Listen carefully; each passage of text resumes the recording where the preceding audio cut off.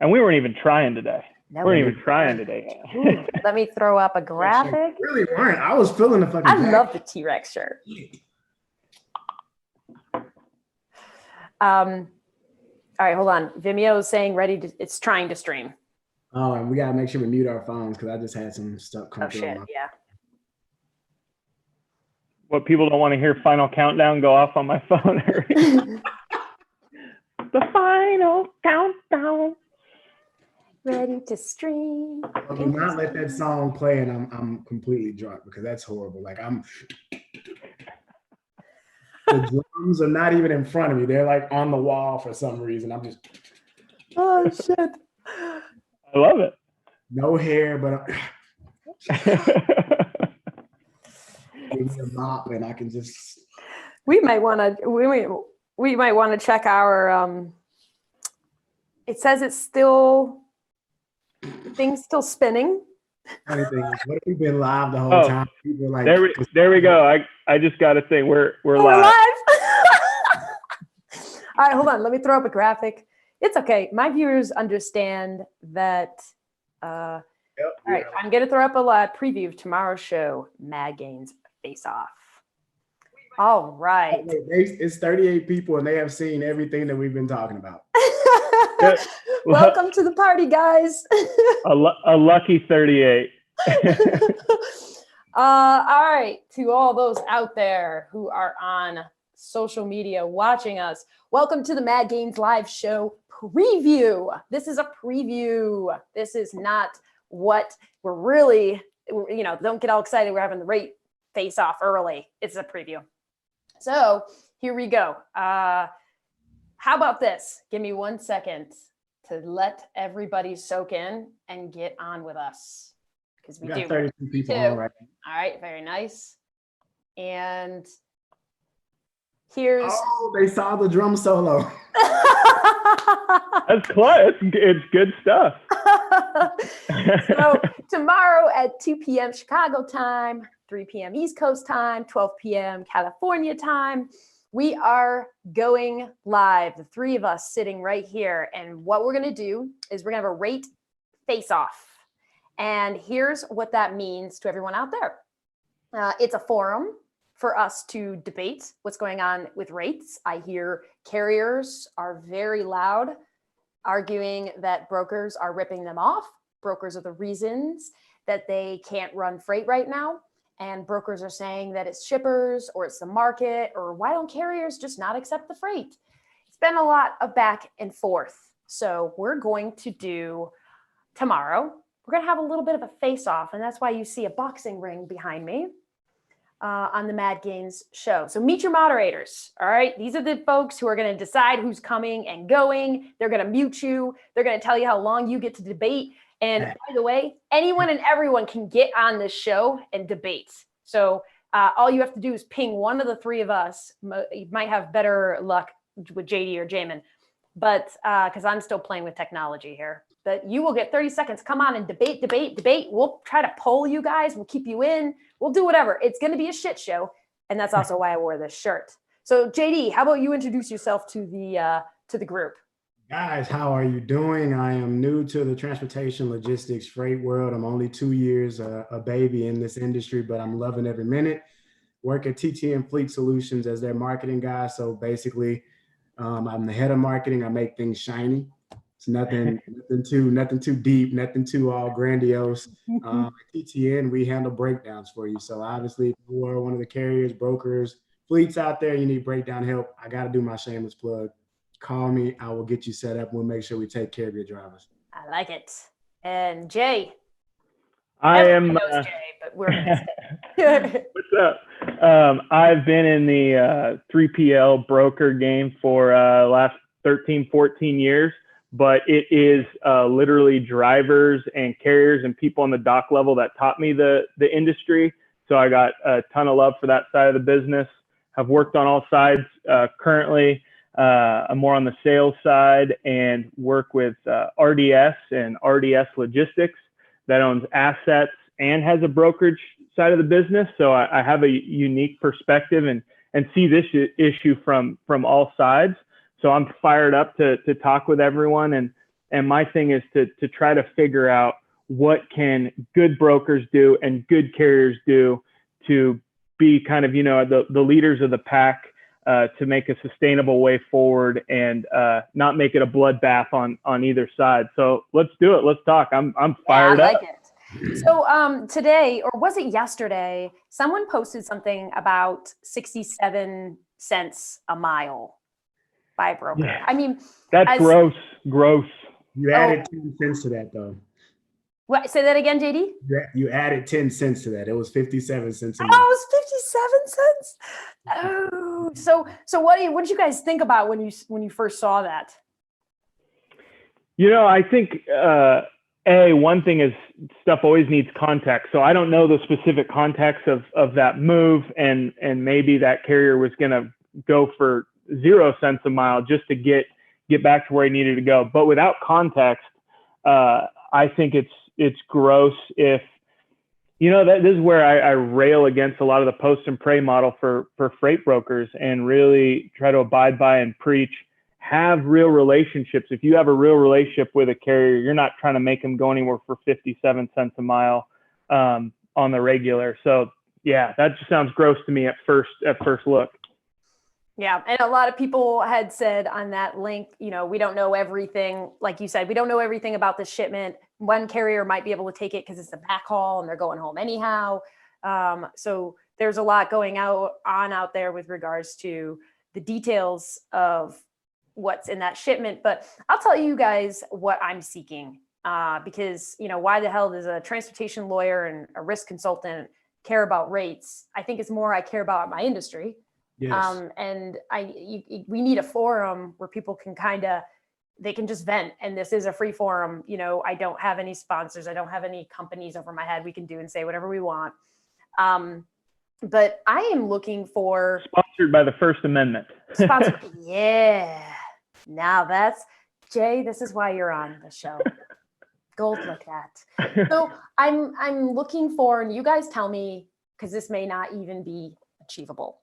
Yeah. I am looking for guidelines for the industry, easy guidelines. So, hey, brokers, don't be an asshole and post anything below $1 a mile. I don't know. I'm just making this up, but I want easy guidelines to help people who are just doing what the shippers are telling them to do, or they're just trying to make the best buck and they're not thinking about the long term. Do you guys get what I'm saying? And do you think this is achievable, or should I just hang out and let you guys, everybody box it out? No, I think you're saying something that's spot on. I mean, there has to be some transparency and visibility into our network. And what I mean by network, I mean our industry. This is deeper than just some people are out there price gouging. This is to protect the entire ecosystem of what we've built in trucking and where we're trying to go. And so if we're going to enable ourselves to last through COVID and to continue going forward, there has to be checks and balances in place. And what that needs to be is what we're doing now, Cass, which is the conversation behind it. So hopefully this live tomorrow gives you not only a place to post your opinions, see that your stats and your feedbacks are relevant, but hopefully we can start to create this culture where people can say, okay, let me go here. Let me talk with other industry experts, other people who are logistics nerds, freight nerds like myself, and let's figure out what our bottom barrel is. Because you always have to remember, even though it may be best for you as the broker, how is that driver doing? How is that driver going to live going through that? You may be high-fiving over the profit margin, but someone else may be sad because they can't pay a bill based on what you're paying for that load. So we have to keep the perspectives, 360 perspectives, what I call it, for everyone intact. I love that, JD. I think when you said create a culture, start a conversation, I think it's how you put it, Cassandra and JD. That to me is everything. And this is step one, is for us to at least be talking about it, right? To your point, JD, we've all seen it, unfortunately, where one side's celebrating and one side is, mourning that negotiation. Mm-hmm. And, while our business is so nuanced, that doesn't have to be the norm. There's got to be a better way for us to have real partnerships, because we all use that word partnerships a lot. How do we keep that from becoming an empty buzzword? Yep, that's a good point. Yep. So now everybody's getting a taste for the conversations that we are going to have tomorrow. Remember to reach out to JD and Jamin and talk to them if you want to be on the show. We are going to do some lightning rounds where we're going to have people coming in and out for 30 seconds. We want to get the chance for everybody to get their say, to make all their points, because there's so many different views of what's going on with these rates. But let me leave you guys with this message. Don't be an asshole. Okay? So brokers, think about your partnerships with your carriers. Carriers, stop bitching about brokers and actually help them and guide them. Every time I ask a carrier, what's the rule? What do you want me to tell brokers? Don't post, this shipment for this amount of money. They never can answer that question for me. So give us some rules. If you're bitching about brokers, tell brokers how you want it done. But remember this, carriers, remember this, that I think once the COVID-19 restrictions are lifted, and JD and Jay, you can tell me if you think I'm right or wrong, that every business is going to be all balls to the walls because their employees are going to be coming back to the office. Everyone's going to want to go out to restaurants and bars. And guess what's going to happen to trucking? Yep. So remember this, people, when we're all bitching about the rates now, is it going to be different for brokers when the COVID restrictions are lifted? I think that's important to bring up. And I think Chandler just said something, Chandler Magan, hope I said his last name right. He really just posted something that hit my heart. He said the biggest problem with the load board post is that the context or the story doesn't post alongside of that rate that broker actually posted alongside. That's a big point. Yeah. These conversation pieces we want. Throw in what you're thinking, because that's Chandler, that's on point.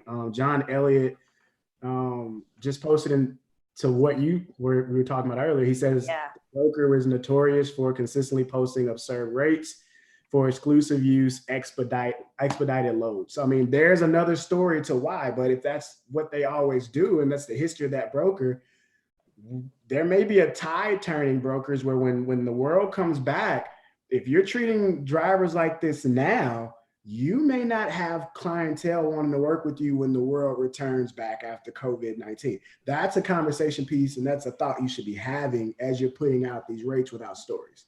Yeah.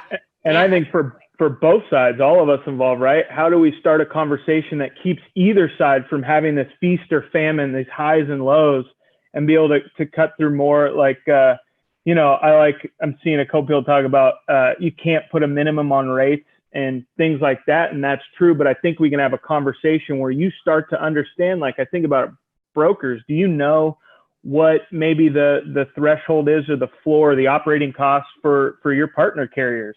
Or, you know what I mean? It's the most respectful way possible. Drivers or carriers, do you truly understand your floor, your operating costs? And so I think we can have some conversations like that. So Brandon Bay, I think you're spot on with your comment there. And and I was just JC Fetter. Come on. Like, would love to hear your JC is one of my favorite New Yorkers. Nice. That's a big compliment from New Yorker to New Yorker. No, Ron just said something that was pretty cool. Ron Fahardy, he said to be CTB, you should have a moral responsibility to understand what it costs to operate a truck. And what I've learned in my 2 years, my infancy in the logistics industry, is that the people who know the math behind trucking and logistics are few. There are very few people that can walk into a freight room, a logistics room, or a trucking room and understand their P&L and get the cost and coding behind that business. So Ron, you're spot on right there. That's exactly what Jamin was just saying. Being able to understand your client past what they pay you and understand their true value prop in their business, their marginal gains. This is where we have that moral responsibility. And then John Kell, he said it is cyclical market, but building relationships will keep you ahead of your competition. Yeah. And so it seems like we're starting to hear more people say, be moral, be true to your relationships. And don't forget that I'm trying to think if Jamin, if you were around then, but a while ago, maybe it was 8 years ago, we had a capacity problem. Snowmageddon happened, all that, it was. And like the brokers who had strong relationships with carriers, they were coming out on fucking top, man. They were doing really well. And the people who were just doing like one and done carriers all over the country, they'd use them once and then never use them again. And they didn't build relationships. They were suffering because we were at a capacity crunch. Yep. So Mike Nemi, and I'm so sorry, Michael, if I said your last name wrong. I've actually never verified you how to say it. He compares it to crash diets. It could work in the short term, but long term it burns you. I think that's a perfect comparison. I've never heard it put like that. Yeah, I dig it. He also liked my shirt, just so you guys know. No one said anything about the T-Rex shirt that JD's sporting today. I love the T-Rex shirt. Or we gotta represent Mexico. Yes, Mexico is in the right-hand corner. Ding, ding, ding. We got to get some graphics and some sound effects. So, okay, so it's confusing sometimes on how to get to know when we go live. So know this, guys. First of all, you can go to www.cassandragaines.com. I get made fun of for saying www, by the way, all the time. So cassandragaines.com you can go to. And that's the internet. that's called the internet. T-Rex is not there. And so let's see here. And all right, so the other thing is too, is that if you just follow me on social media, I think, right, Jamin, LinkedIn will tell you, hey, Cassandra's gone live. Yeah, you or get pinged. Facebook will tell you, hey, Cassandra's gone live if you follow me. And that's all you need to do. I think it's up to JD and Jay whether we are going to send out a link and create another Zoom audience. We've been thinking about that, so we might do that tomorrow. If any of you guys have advice or know how to do that, let us know. JD, do you have any final words? I'm going to drop kick you. No, I mean, I think what I want to say is that these guys that are posting now, Michael, me, John Elliott, Chandler, call your buddies, call your friends. We need to talk about this. The only way we're going to see change in our industry is if we all come together. I'm talking about the industry leaders, the industry heads.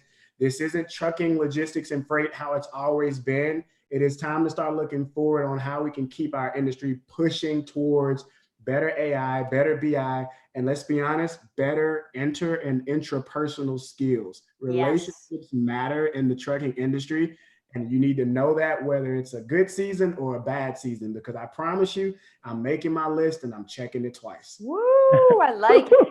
And for anybody else, just so you know, in about an hour and a half, I'm doing a cargo claims training. Look on my website, cassandragaines.com, for that training. It starts in an hour and a half, and be ready to be entertained. And yes, I do swear. So I think we're going to close out. Do you guys know how to do the stance, the boxing stance? Let's see if I can say. I don't know how to do any of that. Oh, JD, of course, JD does. All right. Good talking to you guys. Thanks. See you tomorrow, 2:00 Chicago time. Deuces. All right. Now the question is, how do I turn off my live event? Definitely is a delay. Yeah, there's always a delay. Hold on 1 minute, guys. We're still live, so I got to figure out how to turn us off. We are live. So guys, that is okay. Until we clip it, cut it, relationships matter, people. They do. Please, I'm telling you now, if you don't think people aren't